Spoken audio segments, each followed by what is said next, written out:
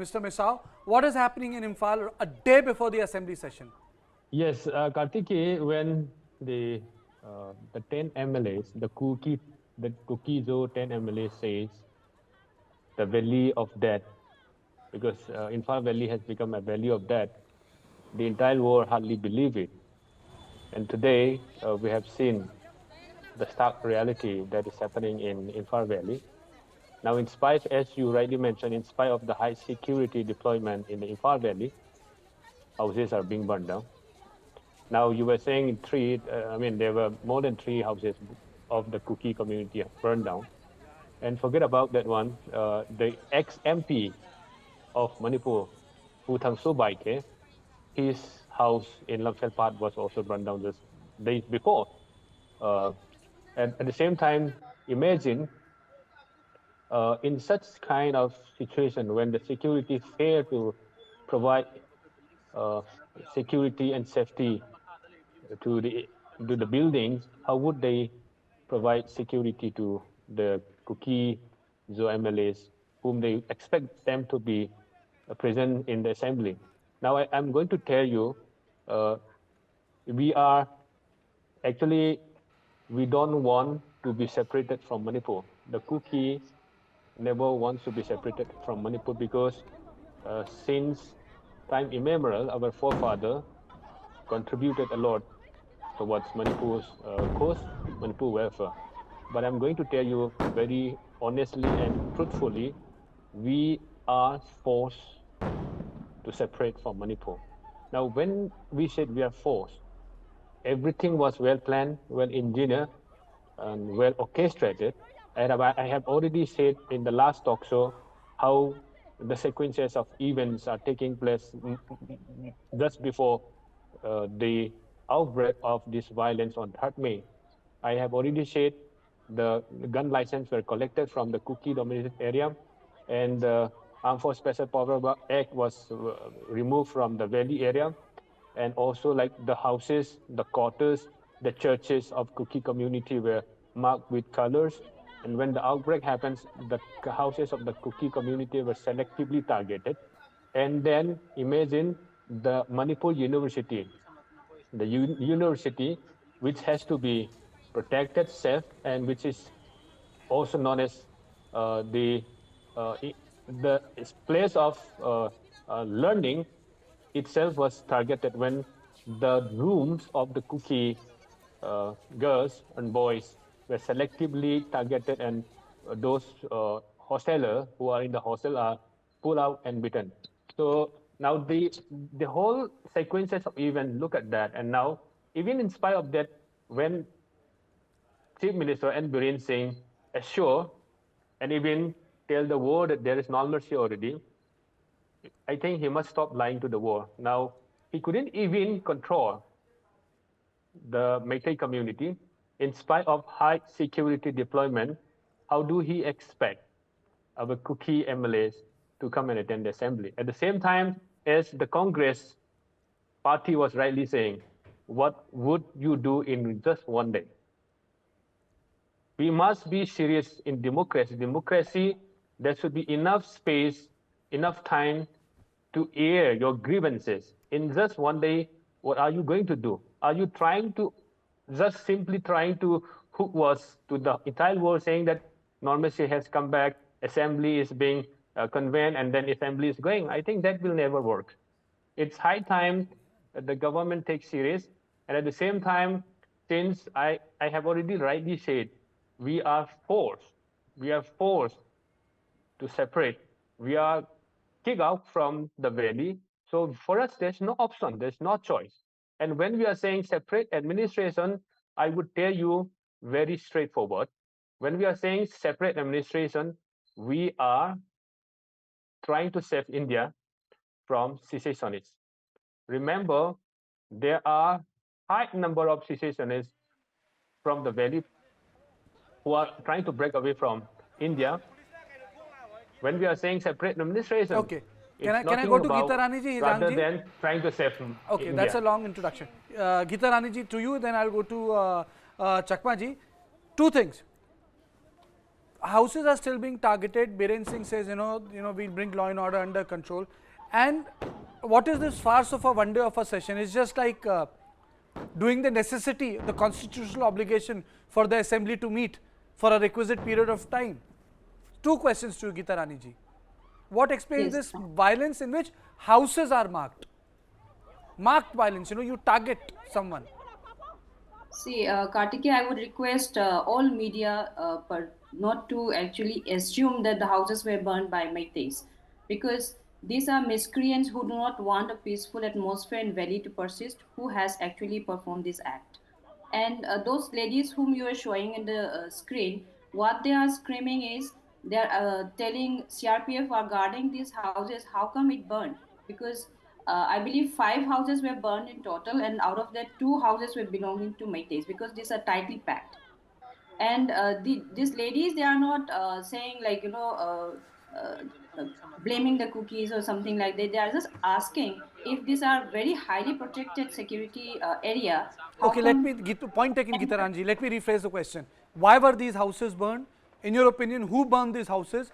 And what is the political economy of burning empty houses? I'll rephrase myself.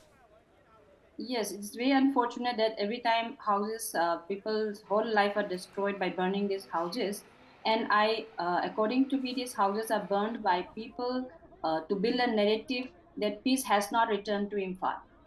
That like miscreants trying to create that impression that as holding of assembly session during this time is not warranted because peace is not prevailing. And like Mr. Misao, he started with saying we do not want to separate from Manipur, which was very heartening to hear, but later on he ended with we were forced to because of certain circumstances and all that. But those again I'll reiterate here, the events which happened in the Imphal, those violent acts were retaliation. Even the timing itself short. Anyway, keeping that apart, I think investigation is going on, so ultimately the truth, the sequence of event will come out. So for me, it's very clear that this firing of the houses, it was done by miscreants who do not want peace to return and who do not want the assembly session to be held. Having said that, having the assembly session for just one day, I think, is not going to, bring much effect, because the Congress leader saying like time will be taken for obituaries and all that procedures. It's true. One day will not be enough for having question and answer sessions and bringing things out in the light. So ideally, it Correct. should I happen agree with for you. one day. I Yes. absolutely agree with you. Suhas ji, what is the logic of a one-day assembly session? I just don't get it. You're in a state where people need to come and talk and people need to have a conversation on what has happened. People need to record their things. You have a one-day session. Do you think this session is just formality?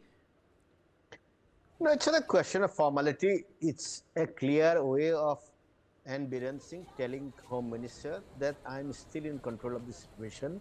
And once this session takes place, of course, the first thing which the BJP MLAs would have done is to express their confidence in the Chief Minister. And Chief Minister is under tremendous amount of pressure because of the fact that, center's interlocutor, Mr. Visha ji, has been holding talks with the Kuki groups, those who are in suspension of operations, and there are talks about some kind of formulation to resolve their long-standing demands, whether it's a separate administration or a strengthening of the Hill Councils. So if you look at the words which are emanating from the Ministry of Home Affairs, it is as if the cookies are going to get a greater autonomy, possibly some sort of separate administration.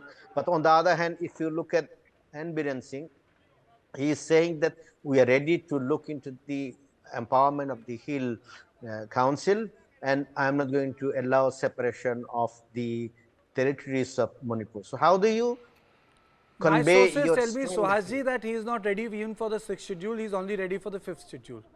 I checked the newspaper story. No, whatever the schedule are, I mean, what is clear is that the Ministry of Home Affairs, which is run by the BJP, and Chief Minister Biren Singh are not on the same page. Why do you say And of that? course, when Are you saying that Amit Shah and Biren Singh are not on the same page? no, not absolutely not on the issue of granting autonomy to the Kukis. They are not on the same page, and that's why, I mean, there were stories which were also published in the Wire saying that, on 6th of May there were possibilities of the agreement being signed between those who are in suspension of operations and the Ministry of Home Affairs, which N Biren Singh himself did not agree. So at least on the issue of granting autonomy to the hill areas and not necessarily the Nagas, because Nagas are completely different issues. So I think what you have at present is, the historic problems which have been there for the last 75 years, and prior to that, the British didn't deal with this issue. Mr. Misao, I don't think this session is going to be a success with the Kukizo community not being there, the MLAs. Kartikeya, it's about respect for one's titles, one's positions, and one's dignity. Now, when you are calling such assembly in the midst of such situation, you are not respecting the sentiments of the others. When you are not respecting the sentiments of others, I think peace will never prevail. Now, N Biren Singh, who is hell-bent, I would reach out to all the Meitei community. I have lots of friends, and I highly respect and regarded Meitei community because of their intellectual galaxy. At the same time, their advancement in all sectors.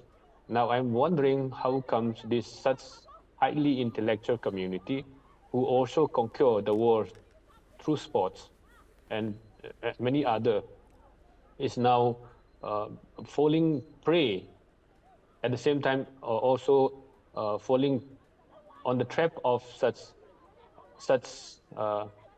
kind of like devilish design by the so-called one particular man who has done nothing but break away Manipur.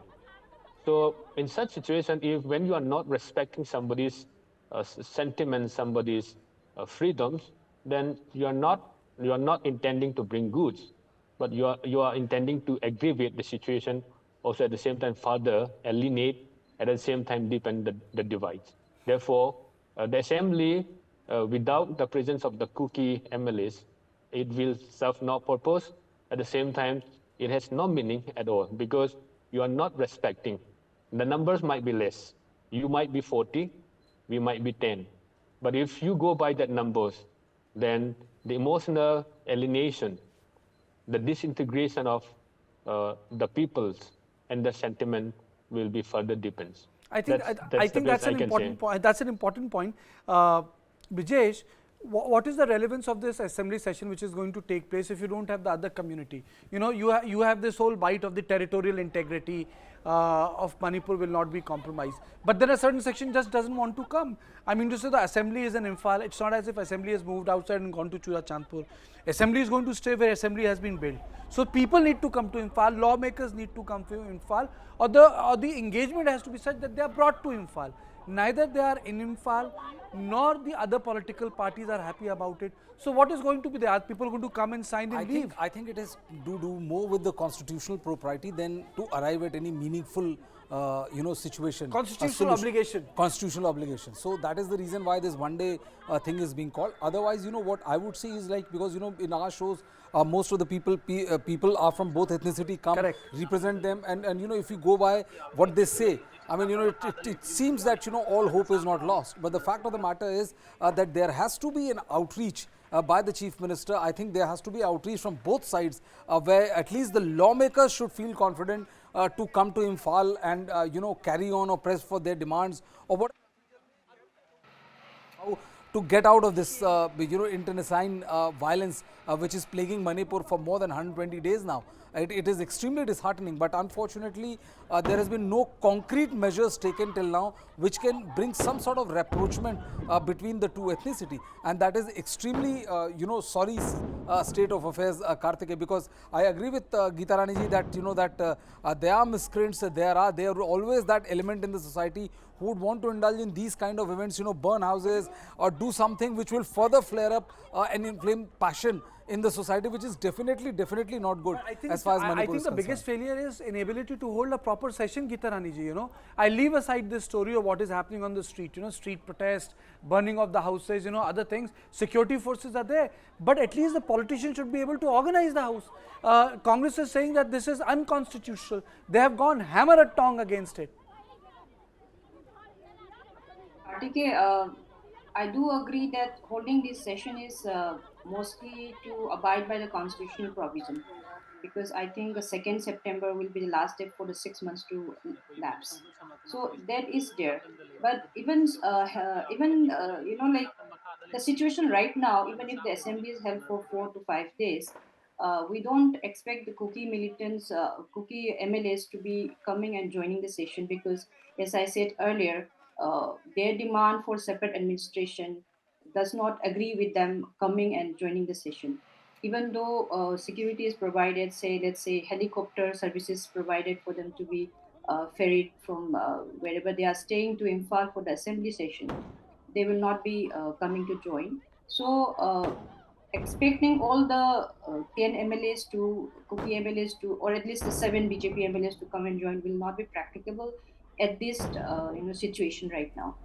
And I believe, I don't know, I'm not sure about the Naga MLAs, but if the all the remaining MLAs come and join and have this session, the constitutional provision requirement of 6 months, within 6 months holding the assembly will be that will be kept. I think that is the I mean, it is apparent that that would be the main reason why this session has been held.